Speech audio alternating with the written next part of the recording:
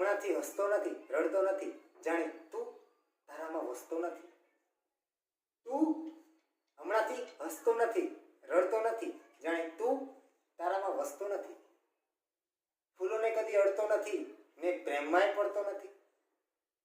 ઝાકળને કદી મળતો નથી ને ટહુકાય સાંભળતો નથી. અરે છમછમાછમ બૂંદો જ્યારે આકાશેથી પડતી હોય એમાં તું પલળતો નથી.